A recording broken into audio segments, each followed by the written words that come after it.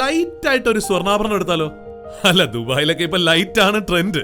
അതായത് light weight സ്വർണ്ണാഭരണങ്ങളുടെ പ്രൗഢി മലയാളികളെ ആദ്യമായി പരിചയപ്പെടുത്തിയ നക്ഷത്ര 916 ഗോൾഡ് ആൻഡ് ഡയമണ്ട്സ് ഇനി മുതൽ ദുബായിൽ.